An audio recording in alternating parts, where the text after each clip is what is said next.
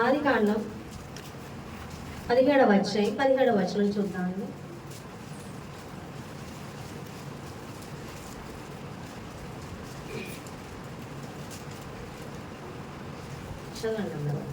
అప్పుడు అబ్రహాము సాగిలపడి నవ్వి, 100 ఏండ్ల వానికి సంతానం కలుగునా, 90 ఏండ్ల శారా కనునా అని మనసులో అనుకునేది. అబ్రహాము చాలమ్మా, హల్లెలూయా.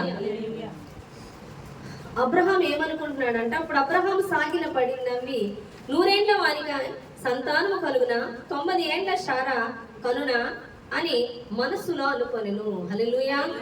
దానికి ముందు చూడండి 15వ వచనం నుంచి చూద్దాం. మరియు దేవుడు, నీ భార్య అయిన సారయి పేరు సారై అనవద్దు, అనగా ఆమె పేరు సారా.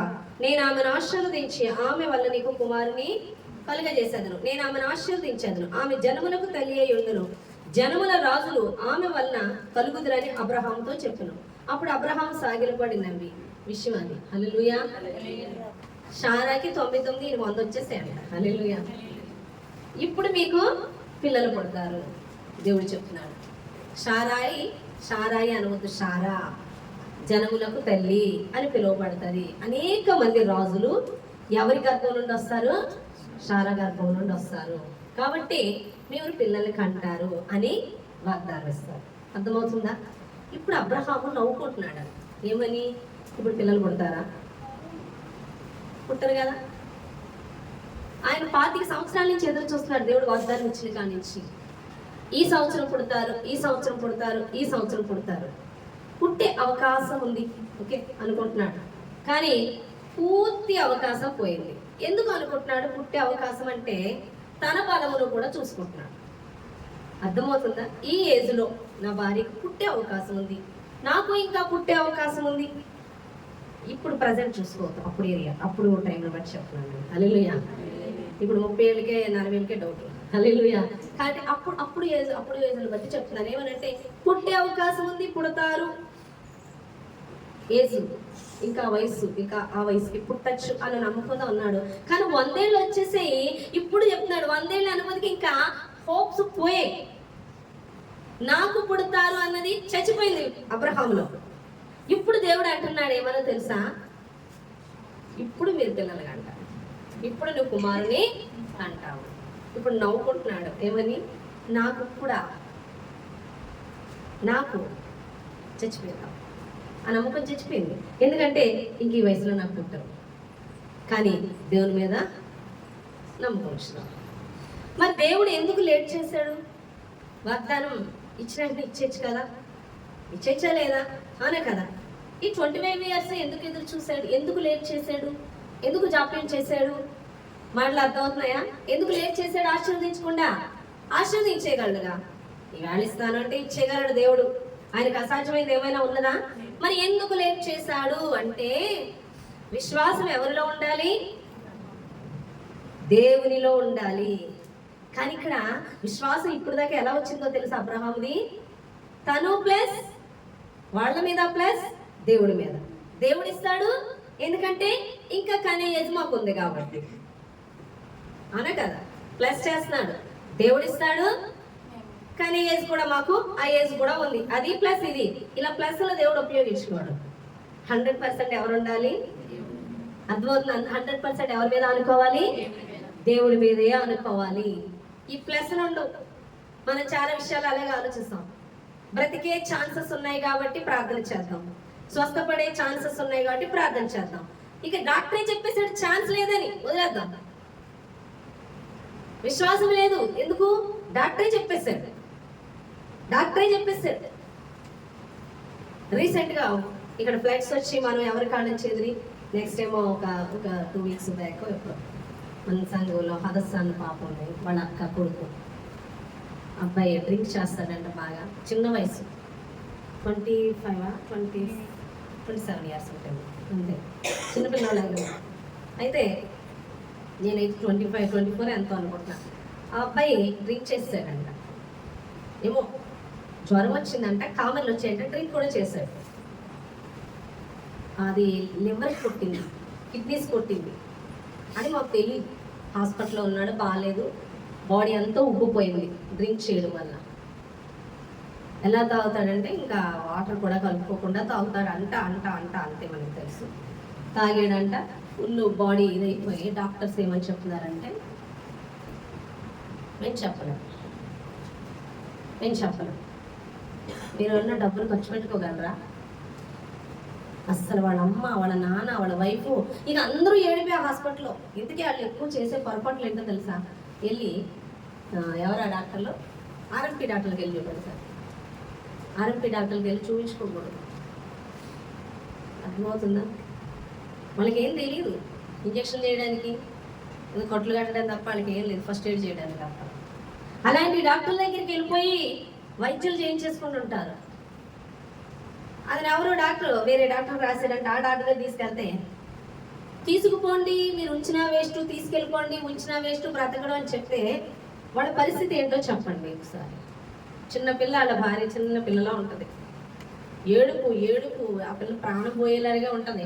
ఇంక ఈ వార్త నాకు ఇంకా ప్రాణం పోయేలా ఉంది, ఏడుస్తుంది. నేను వెళ్ళి ఏమని ఓదార్చాలో నాకు అర్థం కాలే.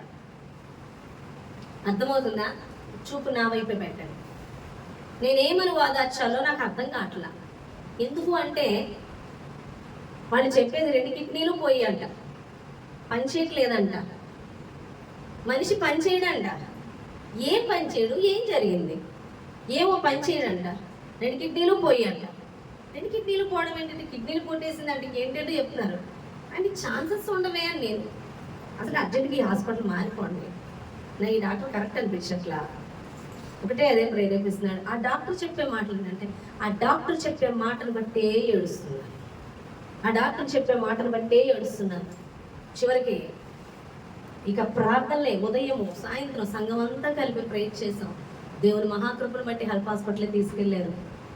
ఏ హాస్పిటల్కి తీసుకెళ్ళినా చూడండి, వాళ్ళని ఇంకా శాతాను విశ్వాసంలో పడగొట్టడానికి, ధైర్యాన్ని కోల్పో చేయడానికి ఏ హాస్పిటల్కి వెళ్ళి రిపోర్ట్లు చూపించినా మేము జాయిన్ చేసుకోమని చెప్తున్నారు. వాళ్ళు ఫోన్ చేసి అదే మాట చెప్పి ఆ పిల్ల ఏడ్చేస్తుంది. ఇంకా వాళ్ళ నాన్న ఏడుస్తున్నాడు, వాళ్ళ అమ్మ ఏడుస్తుంది, ఒక్కడే కొడుకు, చిన్న పిల్లలు ఏడ్చినట్టు ఏడుస్తున్నారు. వాళ్ళకి ఓదార్చడానికి వాళ్ళు కొత్తగా వచ్చారు పాపం దేవుడి దగ్గర. వాళ్ళకి ఏం చెప్తే అర్థమవుతుంది? ఒకటే చెప్పాను, భయపడవద్దు, దేవుడు గొప్పవాడు, డాక్టర్లు చెప్పే మాటలు వినొద్దు, చూస్తున్నాను మాటలు, దేవుడు వైపు చూడు, దేవుడికి అసాధ్యమైనది ఏదీ లేదు, కుళ్ళిపోయిన సవాళ్ళే లేవనెత్తిన దేవుడు. వాళ్ళు చెప్పే మాటలు వద్దు అంటే చివరికి హెల్ప్ హాస్పిటల్కి తీసుకెళ్ళారు. డయాలసిస్ 2 times చేశారు. అబ్బాయికి బాగున్నాడు. నిన్న కూడా మేము వెళ్ళి చూసి వచ్చాం, ప్రేయర్ చేసాం. దేవుని కృప. హల్లెలూయా. చూడండి, వాళ్ళు డాక్టర్స్ ఏం చెప్తున్నారంటే ఛాన్సెస్ లేవు. వాళ్ళు ఎందుకు ఏడ్ చేస్తున్నారంటే డాక్టర్ చెప్పే మాట విని. అది ఛాన్స్ ఉందంటే అప్పుడు దేవుడా అంటున్నారు, ఛాన్స్ లేదంటే దేవుడు మాత్రం ఏం చేస్తాడు అన్నట్టు మాట్లాడతారు. ఛాన్స్ లేకపోతే దేవుడు మాత్రం ఏం చేస్తాడు అంటారు. అదే కదా, అంటే దేవుడి గురించి అవగాహన సరిగ్గా లేదని అర్థం. అదే కదా, దేవుడు మాత్రం ఏం చేస్తాడు? ఏదన్నా కొంచెం అవకాశం ఉంటే బాగుంటుంది, కానీ అవకాశం కూడా లేదు, దేవుడు ఏం చేస్తాడు అంటారు. అవకాశం లేని టైంలోనే చేయడానికి దేవుడు ఉన్నాడు. అలాగే అవకాశం ఉంటే, నీ శక్తి ఉంటే, నువ్వు చేయగలిగితే, స్వస్థపడగలిగే అవకాశం ఉంటే కాదు, పూర్తిగా కోల్పోయినప్పుడే ఆయన ప్రజెన్స్ చూపెడతాడు. అలాగే అవకాశం ఉంది, 25 years ఇవాళ అప్పుడు పిల్లలు ఎందుకంటే నాకు పుట్టే అవకాశం ఉంది అని తన బలం మీద ఆధారపడుతున్నంతసేపు దేవుడి కార్యం చేయలేదు. ఇక కోల్పోయాడు. ఏమనంటే విశ్వాసం చచ్చిపోయింది, నో హోప్స్, ఇంకేంటి, నమ్మకమే లేదు. ఇప్పుడు మొదలెట్టాడు దేవుడి కార్యం. నువ్వు ఏదన్నా బేస్ ఆనుకున్నంతసేపు దేవుడి కార్యం మొదలు పెట్టడం పూర్తిగా పోతే చూడండి. ఇక అప్పుడు అంటారు, దేవుడా నువ్వే దిక్కు. కొంతమంది అలా కూడా అంటారు, ఇక దేవుడు ఏం చేస్తాడు? దేవుడా నువ్వే దిక్కు. ఇక్కడ అబ్రహాం అంటున్నాడు, నన్ను బట్టి చూస్తే ఇక లేదు ఛాన్స్, కానీ దేవుడు చూడు. హల్లెలూయా. దేవుడి గర్భ ద్వారా తెరిచి ఉన్నాడండి. హల్లెలూయా, హల్లెలూయా. కాబట్టి దేవుడు బిడ్డలారి దినాన్ని దేవుడు మాట్లాడతారు. చాలా మంది ఏమనుకుంటారంటే కొంచెం ఊపిరి పోసుకుంటూ ఉంటారు. ఏంటంటే ఈ సమయంలో దేవుడు హెల్ప్ చేస్తే ఇదే సమయం ఇప్పుడు చేస్తే నేను గట్టెక్కేస్తాను, జరగదు. ఇంకొంచెం ఆలోచించి మళ్ళీ పాపం ఏం చేసేస్తారు, ప్రభా ఇంకొంచెం ఛాన్స్, ఈ టైంలో చేస్తే నేను గట్టెక్కేస్తాను, జరగదు. దేవుడు ప్రశాంతంగా ఉంటాడు, మనం పిచ్చిపోతూ ఉంటాం. ఇంకెప్పుడు ఛాన్స్ అయిపోతుంది, మిస్ అయిపోతున్నాం, టైం అయిపోతుంది, ఎప్పుడు హల్లెలూయా. నేను అలాగే చూసేదాన్ని. ప్రభు ఈ సమయంలో చర్చ్ కావాలి, ఇప్పుడే ఇప్పుడే కట్టాలి, ఇప్పుడే ఎప్పుడు ప్రశాంతంగా ఉండేవాడు. హల్లెలూయా. ఎప్పుడు ప్రభా ఎప్పుడు? మా వారు ఆస్తులు వస్తాయంటే ఇప్పుడు చేయాలి, అయిపోతుంది కోర్టులో గెలిచేది గెలిచేది తెలుస్తుంది అవి అయిపోతుంది అంతే, ఫినిష్. లేదు మరి ఎప్పుడు? ఇప్పుడే కావాలి మందిరం. మరి ఎప్పుడు ప్రశాంతంగా ఉంటారు? ఓ మా ఇద్దరికి ఫైట్, ఆశలు వస్తాయన్నప్పుడు ఏది ఒకసారి అయితే ఇద్దరికి మాట దేవుడు ఇంకా ఏంటి ఎందుకు జరగట్లేదు, డబ్బులు ఖర్చు అవుతున్నాయి, విసుగొచ్చి నాకే బాధ కలిగింది. ప్రశాంతంగా మోకాళ్ళు వేసి ప్రార్థన చేస్తే దేవుడు ఒకటే మాట చెప్పాడు. నేను ఇద్దరిద్దరిగా పరిచయకి పంపించేటప్పుడు రొట్టెనైనను జాలునైను తీసుకెళ్ళొద్దని చెప్పానా లేదా? ఏమైనా తీసుకెళ్ళమన్నానా? లేదు. మరి నా పరిచయకి నేను ఏమన్నా నీది కావాలా? నాకు నీది కావాలా? హల్లెలూయా. మనదంటూ ఏది అవసరం లేదు దేవుడికి. నేను ఎక్కడ అనుకుంటున్నాను? దేవుడి మీద కాదు. ఆ డబ్బులు వస్తే కడదాం, ఆ డబ్బులు అంటే నేను బేస్ దేని మీద అనుకుంటున్నాను? మన ఆధారం ఎవరవ్వాలి? చాలా మంది అలాగే అనుకుంటారు, దేవుడి మీద ఆధారపడుతున్నాం అనుకుంటాం, కానీ నిజంగా దేవుడి మీద ఉండదు ఆ బేస్. దీని మీద ఉంటాం. ప్రార్థన ప్రభువా నువ్వే మందిరం ఇవ్వాలి, మరి బేస్ ఎక్కడా? ఇది వస్తే బాగుండు. హల్లెలూయా. అలాంటి దేవుడు దీవించడు, ఛాన్సెస్ లేదు. అబ్రహాం అంటున్నాడు ప్రభు ఇస్తానన్నాడు. ఎలా? ఇంకా కనే అవకాశం నాకుంది. హల్లెలూయా. ఆ అవకాశాన్ని బేస్ అవడం కూడా దేవుడు ఒప్పుకోడు. ఎందుకంటే కనే అవకాశం ఉంది కాబట్టి పుట్టారేమో అనుకోవచ్చు, అంతే కదా. కొంతమంది పిల్లలు అడుగుతారండి, ఇస్తే దేవునికి స్తోత్రం చెల్లించిన కృతజ్ఞత కలిగి ఉండరు. ఎందుకని? ఏంటైంది పుట్టారు, అంతే కదా. హల్లెలూయా. కొంతమందికి స్వస్థత వస్తుంది, స్వస్థత వచ్చి కూడా చాలా తేలిగ్గా తీసుకుంటారు. ఎందుకని? ఛాన్సెస్ ఉన్నాయి, బ్రతికే ఛాన్సెస్. డాక్టర్ ట్రీట్మెంట్ ఇచ్చారు, బ్రతికే. అదే పోతాడికి హోప్స్ లేవంటే బ్రతికితే దేవుడే చేశాడు. హల్లెలూయా. అబ్రహాంకి ఛాన్సెస్ ఉన్నాయంట. 25 years కూడా 75లో పిలిచాడు, చెప్పాడు, వాగ్దానం ఇచ్చాడు. కాబట్టి ప్రతి సంవత్సరం కూడా నాకు పుడతారు 100 ఏళ్ళు వచ్చేసాయి, పుట్టారు. పూర్తి నిశ్చయానికి వస్తాడు. ఏంటి? పుట్టారు, నాకు నా మీద అయితే హోప్స్లో విశ్వాసలే చచ్చిపోయింది, ఇప్పుడు పుడతారని చెప్పాడు. హల్లెలూయా. ఎప్పుడు పుడతారంట? నీ మీద ఉన్న విశ్వాసం, నీ మీద పెట్టుకున్నావే నమ్మకం, అది చచ్చిపోయింది చూడు, ఇప్పుడు పుడతారు. ఇప్పుడు నీ మీద నమ్మకం లేదు, ఎవరి మీద ఉంది నమ్మకం? ఇప్పుడు చేస్తాడు కాదు, ఇప్పుడు చెప్తాడు. ఎందుకంటే దేవుడే చేశాడు. రోజు మనకి లేట్ అవుతుంటే నీ విశ్వాసం ఎక్కడో ఉండదు. నువ్వు ఏ కార్యం గురించి మొరపెట్టినా, నువ్వు ఏ ఆశీర్వాదం కోసం మొరపెట్టినా అది పూర్తిగా ఆయన మీద ఆనుకుంటేనే ఆశీర్వాదం వస్తుంది. కానీ నువ్వు ఆనుకునేది ఎక్కడో గాడి తప్పుతుంది. అయితే నీ మీద అవ్వచ్చు, నీ ధనం మీద అవ్వచ్చు, నీ మనుషుల మీద అవ్వచ్చు, నీ బంధువుల మీద అవ్వచ్చు, నీ తల్లి. బేసు దేవుని మీద లేదు. ఎక్కడుందండి బేసు? దేని మీద ఉంది. అందుకే ఆయన ఆశీర్వాదం రావట్లేదు. అందుకే అబ్రహాంకి ఇన్నేళ్ళు ఎందుకు లేట్ అయిందంటే నాకు పుట్టే అవకాశం ఉంది. ఇప్పుడు నవ్వుకుంటున్నాడు, 100 ఏళ్ళకి పిల్లోడా, నాకు పుట్టేళ్ళే, నాకు అవకాశం లేదు, సమస్య లేదు, నాకు పుట్టారు అయితే ఇప్పుడే పుడతారు. దేవుడు చెప్పే మాట ఇప్పుడే. నేను చేతగాని వాడిని, నేను పనికి రాను, నువ్వే కావాలైతే. నేను చేయగలను, నేను చేయలేను, నువ్వు కావాలి. తెలుసా మీకు ఆ విషయం? నేను చేయగలను, నేను పాడగలను, నేను మాట్లాడగలను, వద్దు, నా వల్ల కాదు, నేను చేయలేను, నువ్వే కావాలి. మోషేని ఎప్పుడు కోరుకున్నాడు? నేను అత్తివాడిని, మాట్లాడలేను, నా వల్ల కాదు, ఇప్పుడు కావాలి. 40 years అప్పుడు నేను ఇజ్రాయెల్ ప్రజలు విడిపించగలను, నువ్వు వద్దు. అప్పుడు ఇప్పుడు 80 years వచ్చేసి బలం ఉడికిపోయింది, ముందుకెళ్ళే శక్తి లేదు, నత్తివాణ్ణి, ఇప్పుడు కావాలి. హల్లెలూయా. ఇప్పుడు పని మొదలెట్టగా. ఎందుకంటే నేను నీలో చేయబో కార్యానికి నువ్వు అడ్డు కాకూడదు.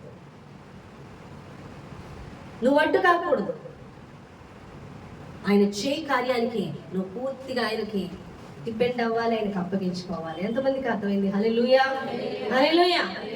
చూడండి, దేవుడు ఎక్కువ ఆశీర్వదించబడాలంటే నువ్వు 100% దేవుడి మీద అనుకోవాలి. నేనైతే మందిర విషయం చాలా అడుగుతున్నాను, చాలా చాలా చాలా. మందిరం కావాలి, అన్ని ఆరాధనలు ఒక చోట జరగాలి, ఇలా ఎన్నో ఆలోచనలు. బాధపడుతున్నా. ఇది ఇప్పటి ప్రార్థన కాదు, నాకు సేవా పిలుపు వచ్చిన దగ్గర నుంచి ప్రార్థన. అర్థమవుతుందా మీకు? నేను అడిగేదాన్ని ఏంటి, ఎలా, నేను ఇంకా సెర్చ్ చేసుకోవాలి అని. ఒక పక్క ఆస్తుల వైపు చూసినప్పుడు కాదు, నేను ఇవ్వలేను అన్నాడు. ఓకే, నువ్వు వేస్తానన్నావు అని నేను అనుకుంటూ ఈ మధ్య మేము ఒక పని చేసాం. ఏంటి ఆ పని అంటే, కొన్ని డబ్బులు పోగేసాం. ఒక చోట కాలనీలో 2 ఇళ్ళు కలిపి తీసుకుందామని అనుకున్నప్పుడు దానికి లోను ఎవరి ద్వారా రాలేదు, కానీ మన బ్రదర్ గారి ద్వారా, మన సంఘంలో ఒక ఆయన ఈఎంఐలు ఎక్కువ కట్టడం ద్వారా 4 lakhs దాకా వస్తాయి. నేను తీసుకొని 2 ఇళ్ళు కలిపి కొందాం అనుకొని, అది తీసుకోవాలంటే దగ్గర 16,000 కట్టాలి. అంత కట్టాలంటే ఎలా అంటే, సంఘంలో ఆ టైంలో మన చుట్టూ ఉన్న వాళ్ళ ప్రోత్సాహాన్ని బట్టి మనం కట్టుకుందాం, మనం ఇంత తీసుకొని కట్టుకుందాం. కడతారా? అందరూ కడతారా? మనం మాట్లాడుకుందాం అని వాళ్ళే ప్రేరేపించి సిద్ధపరిచినప్పుడు, సరే నేను మంగళవారం ప్రేయర్ పెట్టినప్పుడు, నేను అందరితో మాట్లాడినప్పుడు అందరూ చేతులు ఎత్తేసారు. దగ్గర 20 దాకా ఇచ్చారు. వాళ్ళు చెప్పింది మ్యాటర్ రాసుకున్నాను, ఎంత ఇస్తారన్నది 20 దాకా ఇచ్చేస్తామన్నారు. సరే, పడిపోయే డబ్బులు గంటలో పట్టాయి.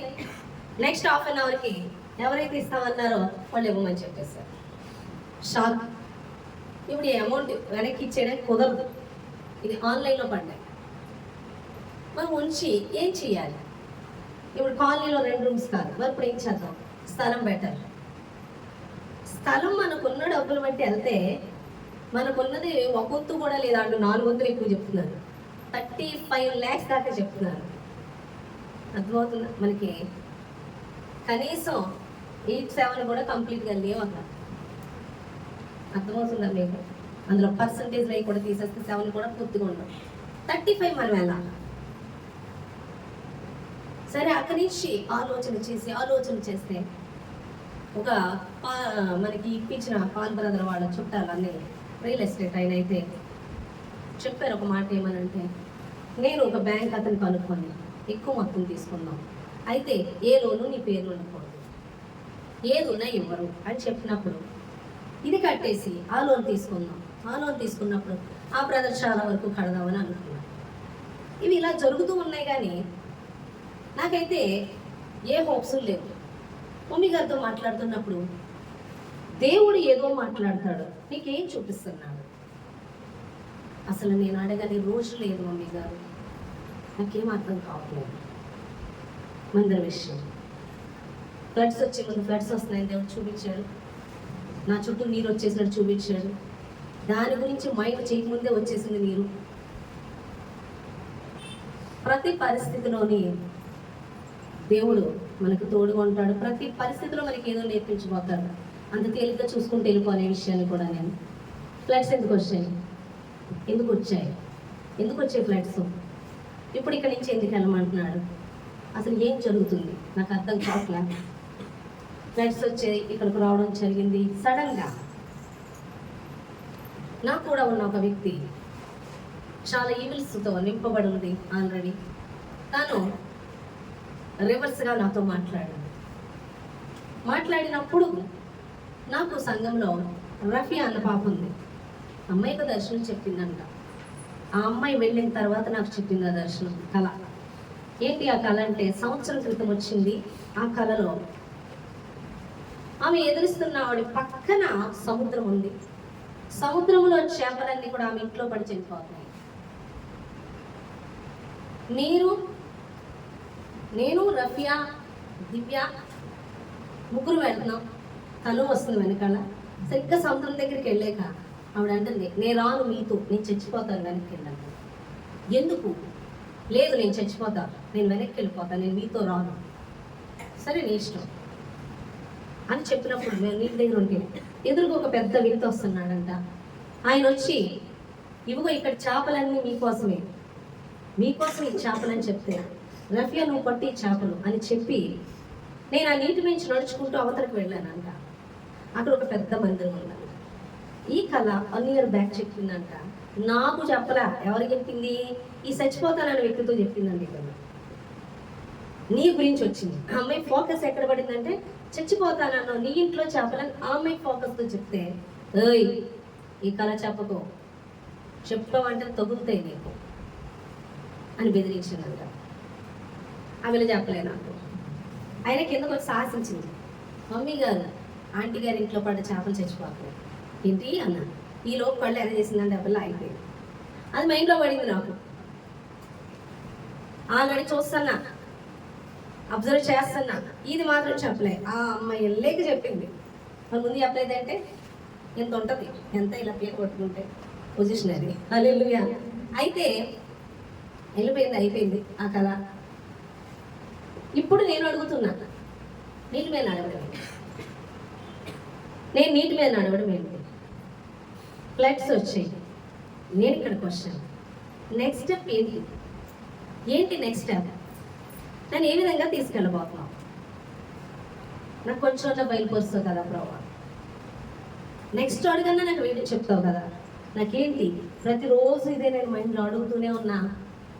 మన పరిశుధాత్మ నిద్ర పట్ల పరిశుధాత్మ మాట్లాడడం మొదలుపెట్టాడండి. హల్లెలూయా. మాట్లాడడం మొదలుపెట్టాడు. ఏంటి అంటే, నీటి మీద నడిచింది యేసు ప్రభువా. అర్థమవుతుందా? అది చూసి పేతురు అంటాడు, ప్రభువా అది నీవే అయితే నేను నడవనా అని అడుగుతాడు. ఆ నీటి మీద నడిచేది నీవే అయితే నేను నడవచ్చా అని అడుగుతాడు. అడిగినప్పుడు రమ్మంటాడు. రమ్మన్నప్పుడు నీటి మీద నడిచేది. నీటి మీద ఎవరన్నా నడుస్తారా? నీటి మీద నడవడం అంటే బేస్ ఏమన్నా ఉందా? బేస్ ఏమన్నా ఉందా? కింద ఆధారం ఉందా? లేదు కదా. నీటి మీద నడవడం అంటే ఆధారం ఏమీ లేదనేగా, అవునా కదా. కానీ ఎవరి మీద నమ్మకంతో నడిచాడు?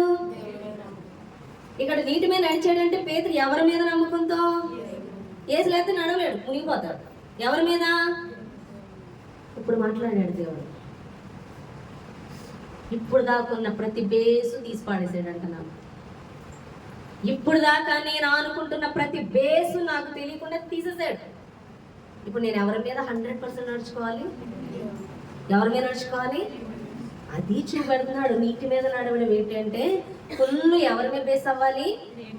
అప్పుడు మందిరం వస్తుంది. హల్లెలూయా. ఎప్పుడు వస్తుంది మందిరం? ఎవరి మీద బేస్ అవ్వకూడదు, ఎవరి మీద బేస్ అవ్వాలి? ఇక ఆధారం ఏమీ లేదు. నీ ఆధారం ఏంటి అంటే, నీ జీవితం ఆధారం దేని మీద? ఇప్పుడు కదులుతాడంటే దేవుడు. అది దాని అర్థం. అది దేవుడు బయలుపరిచాడు. నేను అడుగుతా ఉంటే దేవుడు మాట్లాడతాడు. ఆ నీటి మీద నడవడం ఏంటి? ఓకే, అయిపోయింది, అది జరిగిపోయింది. జరిగిపోయాక అమ్మాయి నాకు కళ చెప్పింది. ఓ, తను చెప్పినట్టు అయిపోయింది. మరి నెక్స్ట్ నేను వాటర్ మీద నడవడం ఏంటి దాని అర్థం? లోకాన్ని జయించా? కాదు, అది రావట్లేదు మీనింగ్. మరి ఎలా? ఇక నుంచి నేను నడవలసింది. ఇక నేను ఆధారపడుతున్న ప్రతి ఆధారాన్ని తీసేసాడు దేవుడు. మనం తెలియకుండానే ఎన్నో విషయాల మీద ఆధారపడతాం, ఎంతో మంది మీద ఆధారపడతాం, ఏదో ఒక దాని మీద ఆధారపడుతూనే ఉంటాం. లేదు అని చెప్తాం, కానీ నేను ఆధారపడ్డాను, ఉన్న ఆధారం కూడా తీసి పాడేసానని దేవుడు మాట్లాడు. ఎంతమందికి అర్థం? మనం ఆశీర్వదింపబడాలంటే నీకేది కూడా ఆధారం ఉన్నా నువ్వు సంపూర్ణ దీవెన దేవుడిని చూడలేవు. పూర్తి ఆశీర్వాదం ఆయన చూడాలంటే నీ పూర్తి బేస్ ఎవరైపోవాలంటే దేవుడైపోవాలి. అబ్రహాముని దీవిస్తాననే బయలుదేరమన్నాడు. కానీ అబ్రహామును దీవించడానికి ఆటంకం ఏంటంటే, అబ్రహాంకి తన మీద ఇంకా విశ్వాసం, తన మీద ఉంది విశ్వాసం. ఏమని దీవిస్తానన్నాడు? నీకు పిల్లల్ని ఇస్తానంటే దేవుడు నమ్మే బయలుదేరాడు, కానీ ఇంకా తన మీద నమ్మకం ఉంది. ఇప్పుడు ఎప్పుడైతే ఇక హోప్స్ లేవు, నాకు 100 years వచ్చేసాయి, ఇక పుట్టరు, నా మీద విశ్వాసం చచ్చిపోయింది అంటే, ఇప్పుడు దేవుడు ఆశీర్వదించడానికి వచ్చాడు. ఇప్పుడు బేస్ అనేది పూర్తిగా దేవుడి మీద లేకుండా బేస్ నాకు ఎక్కడెక్కడైతే ఆనుకున్నానో ఆ బేస్ అంతా తీసేస్తూ వచ్చాడు నాకు. అర్థమవుతుంది? సపోజ్ నేను ఈ కూర్చుని బల మీద కూర్చుని అనుకున్నా, ఇటో కాలు వేసాను, ఇటో కాలు వేసాను, ఈ కాలు తీసేసాడు, ఇంక దీని మీద పెట్టాను కాలు. ఇప్పుడు ఇది తీసాడు, ఇంకెవరి మీద పెట్టాను నేను? నాకు పరిచయం పిలిచిన దగ్గర నుంచి ఫస్ట్లో ప్రభా నన్ను పోషిస్తావా? పోషిస్తా. నా భర్త చేతి తీసేశాడు, నా భర్త ఆస్తి తీసేశాడు, సంఘం మీద మనుషుల మీద తీసేశాడు. ఇప్పుడు ఎవరి మీద అనుకోవాలి? 100% ఎవరి మీద అనుకోవాలి? ఇప్పుడు ఆ అమౌంట్ ఉంది, అందరూ ఆర్థిక ఇబ్బందులు, వాగ్దానంలో అందరూ ఆగిపోయారు. అవునా కదా? అది దేవుని చిత్తం అయితే నా గుప్పలు నింపుతాడు. అది కాదు, తీసి పడేస్తున్నాడు. ఇంకొన్న డబ్బులు పెద్ద పెద్ద మందులు, ఎందుకంటే అదే సిద్ధంగా ఉంది. ఇప్పుడు నా చేతిలో రూపాయి లేదు. ఇప్పుడు ఎవరి బేసు? ఈ కొంచెం అమౌంట్తో చూస్తూ దీన్ని బేస్ అవుతున్నాను. దేని మీద? ఈ కలిగి ఉన్న కొంచెం అమౌంట్ బేస్ అవుతూ మందిరాన్ని అడుగుతున్నాను. ఈ బేస్ తీసేస్తున్నాను. హల్లెలూయా. ఈ ఆనుకున్న కొంచెం అమౌంట్ బేస్ కూడా తీసేయి, నీకు కలిగి ఉన్నది కూడా తీసేయి. మరి ఎవరి మీద? 100% నా మీద అనుకోవాలి. నువ్వు పట్టుకున్నది కూడా వదిలేయి అంటున్నాడు దేవుడు. అర్థమవుతుందా మీకు? ఒక ఆయన పెద్ద పెద్ద శిఖరాలు ఎక్కే అలవాటు ఉందండి. తెల్లవారుజాను ప్రాక్టీస్కి వెళ్ళి ఎక్కాడంట. తాడు సడన్గా జారిపోయిందంట. అది చీకటి, మంచు, తెల్లవారుజాను ఇంకా చీకటిగా ఉంది. ఎంత ఎత్తి ఎక్కాడో తెలీదు. జారిపోయినప్పుడు భయపడిపోయాడంట, అలా పట్టుకొని ఉన్నాడంట. ఎక్కడి దాకా వచ్చాడో తెలియదు. అది తెగి ముడుల కింద కొంచెం జారి కొంచెం పట్టుంది. పడిపోతాడో తెలియదు, ఏమవుతుందో తెలియదు. అలా పట్టుకొని ప్రార్థన చేస్తుంటే దేవుడు అంటున్నాడంట, చెయ్యి వదిలే, నా మీద నమ్మకం ఉందా? ఉంది, అయితే వదిలే అన్నాడు. అమ్మో లేదని ఇంకా గట్టిగా పట్టుకోండి. ప్రార్థన చేస్తున్నాడు, దేవుడు అంటున్నాడు నా మీద నమ్మకం ఉంటే ఆ పట్టుకున్న ఆధారం వదిలే అంటున్నాడు. నేను వదలని గట్టిగా పట్టుకున్నాను. ఇప్పుడు తెల్లవారుజాన అంత మనిషిలో అది ఎక్కుతూ ఉంటే బాడీలో హీట్ ప్రొడ్యూస్ అయ్యి మనకి గట్టతో చావు. ఇప్పుడు ఏం ఎక్కుతున్నాడా? ఇలా ఉండిపోయాడు. అంత చల్లో ఏమైంది? చచ్చాడు. పొద్దున చూస్తే అతను తాడు పట్టుకొని ఇలా ఉండిపోయాడు కదా, నేల ఇదే, అతను ఇక్కడ దాకానే వచ్చాడు. ఇక్కడే నేలని తెలియదు. చెయ్యి వదిలేమన్నప్పుడు దేవుడు వదిలేసి ఉంటే బతుకుండేవాడా లేదా? మనకు కూడా ఏదో పట్టుకుంటాం. నన్ను నమ్ముతున్నావా? నమ్ముతున్నాను ప్రభా, అయితే అది వదిలే. వదలం, అదే పట్టుకుంటాం. అవునా కదా? వదులుతావా? నన్ను నమ్మేవా? నమ్ముతున్నా, మరి వదిలే. వదలం, ఊరుకోవా. నువ్వు ఇస్తే ఈ ఆశీర్వాదం ఇది ఎలా వదిలేస్తానని అడుగుతాం. అవునా కదా? అడుగుతాం లేదా? కానీ దేవుడు అంటున్నాడు, నా మీద పూర్తి విశ్వాసం ఉంటే నువ్వు ఆధారపడుతున్నావే, వదిలే. మమ్మీ గారు పరిచయకు వచ్చినప్పుడు డాడీ గారు జాబ్ కాంటాడు. ఆయన కూలి పని కాదు, గవర్నమెంట్ జాబ్. అర్థమవుతుందా? అలాంటి గవర్నమెంట్ జాబ్ అయితే మమ్మీ గారితో దేవుడు మాట్లాడాడు, జాబ్ వదిలేసి పరిచయం కామంటున్నప్పుడు, అమ్మ అలాంటివేటమ్మా, ఇప్పుడే పిల్లలు చదువుకుంటున్నారు, ఈ టైంలో మానేస్తే అలా. అది అలా మాట్లాడతారు. దేవుడు వచ్చేయమన్నప్పుడు వచ్చేయాలి, దేవుడు వచ్చేయమన్నప్పుడు వచ్చేయాలి. ఇంతవరకు రమ్మలేదు, జాబ్ ఇచ్చి చేసుకో. ఇప్పుడు వచ్చేయమంటున్నాడు పరిచయం. దేవుడు పోషించలేదా? దేవుడి మీద విశ్వాసం లేదా? ఉందమ్మా, ప్రార్థన చేస్తాను. ప్రభా మనకు జాబ్ మానేమంటున్నావు ఏంటి అని అడిగితే దేవుడు అంటే ఆయన కళ్ళ చూపించాడు, ఆకాశంలోకి తీసుకెళ్ళి పెద్ద ప్లేట్ ఇచ్చి అందులో ఆహారం పెట్టేస్తున్నాడు అని దేవుడు నిన్ను నేను పోషిస్తానని చూపించాడు. బేస్ ఏంటి? డాడీ గారు జాబ్ వదిలేసేది, అంతకన్నా ఎక్కువ సమృద్ధి దేవుడు పోషి. దేవుడు మాట్లాడే వదిలేసాడు. హల్లెలూయా. ఈరోజు మనం ఏదో ఒకటి బేస్ పట్టుకుంటూ ఉంటాం, ఏదో ఒకటి ఆధారం పట్టుకుంటూ ఉంటాం. నువ్వు ఆధారం పట్టుకున్నంతసేపు దేవుని యొక్క సమృద్ధి ఆశీర్వాదం నీ జీవితంలోకి రాదు. నువ్వేం పట్టుకుంటున్నావు? నువ్వు దేని మీద ఆధారపడుతున్నావు? ఏ ఆధారాన్ని పట్టుకొని దేవుడా దీవించి అంటున్నావు? ఆ ఆధారం వదిలే. పూర్తిగా దేవుని మీద నమ్మకం ఉందా? పూర్తిగా దేవుని మీద విశ్వాసం ఉంచి ఉన్నావా? ఖచ్చితంగా దేవుడు నిన్ను ఆశీర్వదిస్తాడు. నువ్వు ఆధారపడవలసింది ఎవరి మీద? హల్లెలూయా. పూర్తిగా దేవుని మీద ఆనుకున్న వాళ్ళకి దేవుని ఆశీర్వాదం.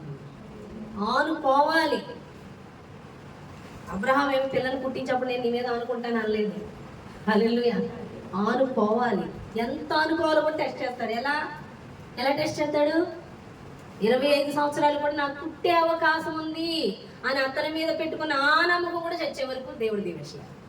అంటే ఎంత పర్ఫెక్ట్ అంటే పూర్తిగా ఆయన బేస్ అయితే పూర్తిగా నిన్ను దీవించేస్తాడు. ఏ కొంచెం నీ మీద ఉన్నా, ఏ కొంచెం లోకంలో పెట్టినా, ఏ కొంచెం మనుషుల మీద పెట్టినా, ఏ కొంచెం అవకాశాల మీద పెట్టినా దేవుని ఆశీర్వాదానికి అవే ఆటంకం. ఎంతమందికి అర్థమైంది?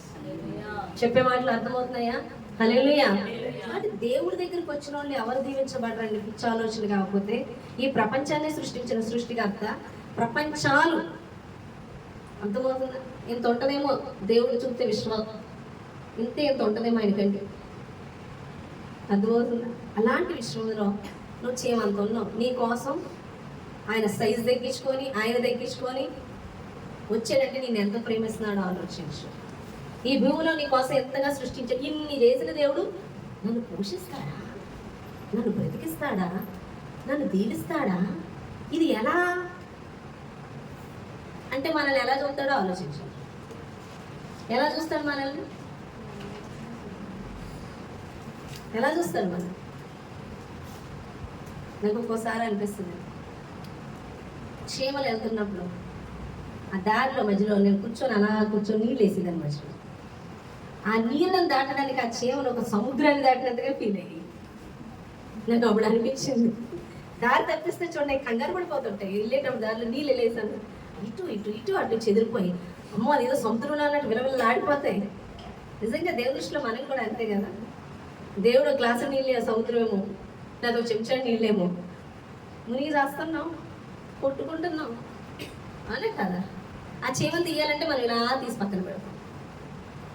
కానీ చీమలు కూడా అమ్మో నేను కొట్టుపోతుంది చచ్చిపోతున్నాను దాన్ని జస్ట్ ఇలా తీసి ఏసుప్రభుని కూడా మనం తీయాలంటే అంత ఇలా తీసి పక్కన పెట్టగలరా పెట్టలేరా? మన సమస్య నుంచి ఇలా తీసి పక్కన పెట్టగలరా? అదే కదా. నువ్వు నమ్మాలి ఆయన నమ్మాలి, ఆయన మీద బేస్ అవ్వాలి. నువ్వు పెద్ద సమస్య కాదు, నీ సమస్య పెద్ద సమస్య కాదు. అర్థమవుతుందా? ఓ పెద్ద హైలైట్ నాకున్న సమస్య నేనే అంటారు. నువ్వు పెద్ద ఏముంది అక్కడ చెప్పు. నువ్వు తోటకూర కట్టంట అవునా కదా, అవునే కదా. ఇంటికి మనం నా సమస్యలు ఎవడో తీరు, నా బాధలు ఎవరో తీర్చలేరు, అన్నీ ఎవడో మార్చలేరు, నా అంతటో. అసలు నువ్వు ఎంత చేయగలన్న దారుణం.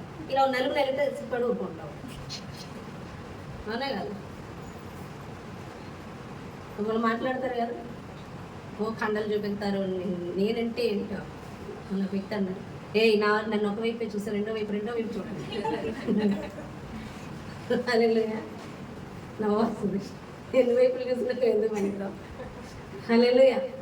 నన్ను ఫస్ట్ రెండో చూడాలంట అంటారు కదా చాలామంది. నువ్వు నేనంటే ఏంటో అనుకుంటున్నావు. చాలామంది మనం కూడా అంటాం, అనుకుంటే రాలేదు కదా. మన ఫీలింగ్ మనం ఏదో పెద్దది. చిన్న జ్వరం వచ్చి కాళ్ళు చేతులు పని చేయబోతే ఏడుతాం, నేను గుర్తు రాలేదా, నన్ను ఎవడో పట్టించుకోడా, నేనంటే చూడరా అని అడుగుతావా అడగమా. నేను దేవుళ్ళకి వచ్చిన కొత్తలో మంచి వివాహమైన కొత్తలో మంచిగా అయ్యాము. పొలం మీద ఉంటాం కదా, 20 అవునా కదా, 25 మంచి. ఇంకా మనకేం తెలియదు, ఏం కనపడవు. 20 yearsలో అసలు కనపడదు పళ్ళు, అందుకే ఎక్కువ మాట్లాడుతుంటాయి. 20 years అబ్బాయిలు అయితే కాళ్ళ దగ్గర వస్తారు, నేనే హీరో, వాడే హీరో, ఈ అమ్మాయిలకి అయ్యిళ్ళే హీరోయిన్లు. ఫీలింగ్ ఎక్కువ. మనం అదే దాటొచ్చాం కాబట్టి ఫీలింగ్స్ అలా ఎడుతాయి. హల్లెలూయా. ఎవరి మాట వినం, మనమే. అర్థమవుతుందా? అలా టైంలో వచ్చే వివాహం కొత్తలో చికెన్ గునియా వచ్చింది. ఆ చికెన్ గునియా అంటే నాకేంటో తెలియదు. పొద్దునుంచి జాయింట్స్ పట్టేస్తున్నాయి. నేను మేడ మీద బట్టలు ఆరేస్తే తీయడానికి కానీ మెట్లు ఎక్కుతుంటే ఎక్కలా పోతున్నాను. ఎక్కి ఇంట్లో తెచ్చి కూర్చున్నా, ఇంక అంతా అయిపోయింది, ఫినిష్. నేను తలుపు కొడుతున్నాను, తలుపు ఇక్కడ కూర్చున్న దాన్ని తలుపు తీయడానికి అసలు నేను లెగుతులే అలా ఉండిపోయాను. ఏం చేస్తానంటే పాకురుకుండా వెళ్ళాను. పాకురుకుండా వెళ్ళి ఇలా కూడా తీయలేకపోయాను, ఎందుకంటే జాయింట్స్ ఇవి అసలు ఏం పని చేయట్లే నాకు. కాసేపు కూర్చుంటే నేను ఎందుకు పనికిరాని అనిపించేసింది. అప్పుడు నాకు అన్నీ గుర్తొచ్చేసాయి. ముసలోళ్ళు కానీ పిల్లలు కానీ అందరూ గుర్తొచ్చేసారు. అసలు నేను ఎందుకు పనికిరాని ఒక వ్యక్తిని అన్న విషయం తెలిసింది. మనం అనుకుంటే ఎవరు అవసరంలా ఎవరిని పట్టించుకోవడం ఉండేనే. కానీ అలాంటి సమయంలో దేవుడి మీద అనుకోవడం, ఆ సమయానికి మనుషుల్ని ఇచ్చి నాకు సేవ చేసేలా చేయడం కేవలం దేవుడి కృప. అప్పుడు అనిపించింది, ఎందుకు పనికిరాని ఉండదు కదా, చిన్న జ్వరం వచ్చి పడిపోయామంటే వేస్ట్. ఒక కాలు ఇరిగిందంటే అవిటి వాళ్ళమే, ఒక చెయ్యి విరిగిందంటే అవిటి వాళ్ళమే, బాడీలో ఏ పార్ట్ పోయినా అవిటి వాళ్ళమే, మళ్ళీ కాపాడవలసింది దేవుడే. అందుకే మనం నేల మీద ఉన్నాం, ఆయన ఆకాశం ఉంటున్నాడు. నీ మాట, నీ పలుకు, నీ హృదయము, నీ ఆలోచించే విధానము చాలా తగ్గించుకొని ఉండాలి. కానీ ఆయనకి కోపం తెప్పించేదిగా, ఆయన్ని తక్కువ చేసేదిగా, ఆయన కంటే మనం జ్ఞానవంతులుగా, ఆయన మీద కాకుండా వేరే దాని మీద, మన మీద, మనుషుల మీద, మన శక్తి మీద, మన జ్ఞానం మీద ఆధారపడినట్లుగా ఉండకూడదు. కానీ ప్రభువా ఈరోజు నేను బ్రతుకుతున్నానంటే అది నీ వల్లే, ఈరోజు బ్రతుకుతున్నానంటే అది నీ వల్లే, ఈరోజు నేను కాపాడబడుతున్నానంటే అది నీ వల్లే, ఈరోజు శరీరంలో ఉన్న ప్రతి అవయవము కూడా నాకు చక్కగా పనిచేస్తుందంటే ఆ మిషన్లో సరిగ్గా పనిచేసేలా చూస్తుంది కూడా నువ్వే. ఎవ్రీథింగ్ నువ్వే. ఈరోజు నేను పని చేయటాన్ని బట్టి నేను పోషింపబట్ల, ఈ పని చేయగలిగే శక్తిని, ఆరోగ్యాన్ని, బలమును, ఆ ఫంక్షన్స్ సరిగ్గా పనిచేసేలా చేస్తున్నందుకు నీకు స్తోత్రం. అందుకు స్తుతించాలి. ఎందుకు స్తుతించాలంటే అందుకే స్తుతించాలి. నేను వెయిట్ న్యూస్లో చూశాను, ఎవరో ఒక అమ్మాయి, ఎవరో హీరో అమ్మాయి 39 ఇయర్స్ అంట, హార్ట్ అటాక్తో చనిపోయింది. మనం 39 ఇయర్స్ అంటే ఆశ్చర్యంగా ఉందా లేదా? హార్ట్ అటాక్ వచ్చింది. మరి మనల్ని ఎవరు కాపాడుతున్నారు? బాడీలో ఉన్న ప్రతి పార్ట్ని కాపాడుతున్నారు. ఇది కాపాడుతున్న దేవుడు నేను కాపాడలేడా? ఆలోచించు. నువ్వు తెలుసుకోవాలి, నీ బేస్ ఎవరైపోవాలంటే ఆయన అయిపోవాలి. ఈరోజు ఇంకా నేను ఆశ్రదింపబడలేదు ఏంటి, ఇంకా నేను దీవెన చూడలేదు ఏంటి, ఇంకా నాకు ఎందుకు విడుదల రాలేదు, ఇంకా ఎందుకు నాకు డోర్స్ ఓపెన్ అవ్వలేదంటే ఇంకా దేని మీద ఆధారపడుతుంది? నీ స్వశక్త, నీ ఆలోచనల, నీ జ్ఞానమా, నీ బంధువుల, నీకున్న ధనమా, నీకున్న మాట చాతుర్యమా, నీ ఫ్రెండ్సా, నీ మాటల, దేని మీద బేస్ అవుతుందో చూసుకో. ఏది బేస్ అయినా దేవుని ఆశీర్వాదం చూడలేవు. నీ బేస్ అంతా కూడా దేవుడే అవ్వాలి. నువ్వు ఆనుకునేది, నువ్వు ఆధారపడేది 100% దేవుడే అవ్వాలి. అబ్రహాముని బిడ్డల్ని ఇస్తానని చెప్పిన మరుక్షణం దేవుడు దీవించగలడు. కానీ ఇంకా ఆయన పూర్తిగా దేవుడి మీద అనుకోలేదు. ఇంకా దేవుడు ప్లస్ నేను అనుకున్నాడు. కానీ తర్వాత 100 ఏళ్ళు వచ్చాక నాకైతే నో ఛాన్స్, ఇక చేస్తే దేవుడు చెయ్యాలి. ఇప్పుడు 100% ఎవరు చేయాలి? నేను పిల్లలకి అన్నానంటే ఇది దేవుడే చెయ్యాలి. ఇప్పుడు కార్యం మొదలైంది. ఇప్పుడు బిడ్డలు పుట్టారు. 40 ఏళ్ళు ఉన్నప్పుడు ఇజ్రాయెల్ ప్రజలు నేను విడిపించగలను అని మోషే అనుకున్నాడు. ఎందుకంటే మంచి యవ్వన బలంలో ఉన్నాడు. 40 ఇయర్స్ అంటే మంచి బలంలో ఉన్నట్టు.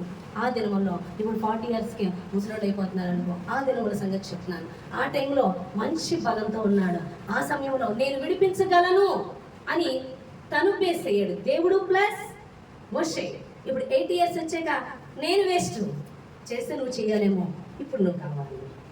ఇప్పుడు 60 లక్షల మందిని నడిపించడానికి మోషే వాడబడ్డాడు. ఈరోజు నీకు దేవుడు ఏది అప్పగించినా అది ఆశ్రదించాలంటే దేవుడు అంటూ కూడా ప్లస్ నువ్వు ఉన్నావేమో, దేవుడు అంటూ కూడా ప్లస్ మనుషులు ఉన్నారేమో, దేవుడు అంటూ కూడా నీకు ఇష్టమైన వారు ఉన్నారేమో. నీ ధనం ఉందో ఆ ప్లస్ ఏంటో చూడు. ఆ ప్లస్ మైనస్ అయిపోవాలి, కేవలం దేవుడే అవ్వాలి. ఎంతమందికి అర్థమైంది? హల్లెలూయా. ఎవరు అవ్వాలి? దేవుడే పూర్తి ఆధారం అయితే దేవుడి యొక్క సమృద్ధి ఆశీర్వాదం నువ్వు చూస్తావు. 100% డోర్స్ ఓపెన్ అవడం. ఇది అది అది వద్దు మాట. నువ్వు తెస్తే ఎంత, నువ్వు పెడితే ఎంత, నువ్వు ఉంటే ఎంత. ఈరోజు ఉన్నావు అంటే దేవుడు మొత్తం కేసుతో అంటాడు. ఈ రోజు నువ్వు అక్కడ షూషన్ కోటలో ఉన్నావు అంటే ఈ దినం నువ్వు యూదుల మీదకి ఉగ్రత రాకుండా తప్పించడానికే షూషన్ కోటలో నిన్ను పెట్టాడేమో. ఈరోజు నువ్వు ఈ పని చేయకపోతే ఇంకొకరి ద్వారా జరుగుతుంది. బట్ ఈ పని చేయడానికి పెట్టిన నువ్వు చేయకపోతే నీ మీదకి ఉగ్రత వస్తుంది. హల్లెలూయా.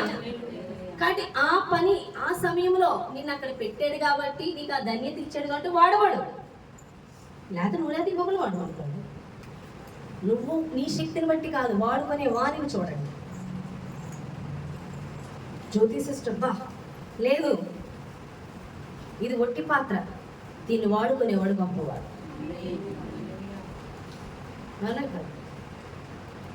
ఒక్కోసారి నేను కొన్ని మాటలు వింటాను. అరే ఆ డొక్కు బండి రాది, ఆ బండి ఎన్నాళ్ళు వాడాడు చూడు, ఆ వాడిని మెచ్చుకొచ్చారంట. ఎందుకని? ఆ బండి వేస్ట్, అది పని చేయదు. అలాంటి పని చేయని బండిని వాడు ఎన్నాళ్ళు నడిపాడంటే వాడు గ్రేట్ రా. నేను వేస్ట్, ఇలాంటి వేస్ట్ పాత్రని వాడుకుంటున్నా ఆయన గ్రేట్. ఎవరు గ్రేటు? మనం పనికిరాని వారు వాడుకుంటున్నా ఆయన. కాబట్టి నేను ఈ టైంకి నువ్వు కాదు ఇంకోటి వాడుకుంటాడు, నువ్వు కాకపోతే ఇంకొకడు, కానీ నిన్ను వాడుకుంటున్నందుకు సంతోషించు. హల్లెలూయా. నువ్వు కాకపోతే ఆయన పనికి ఇంకొకటి, ఆయన పని ఆగడానికి వీళ్ళు అంటే అర్థమవుతుందా? కాబట్టి ఇప్పుడు వెళ్ళారా, బేస్ ఏంటి? నిన్ను ఆశీర్వదించడం పెద్ద కష్టం కాదు. నువ్వెంత దేవుని దృష్టిలో నేను ఎంత, ఈ భూమి ఎంత ఆయనకి, అవునా కదా? ఆకాశం నీ సింహాసనము, భూమి ఎంత,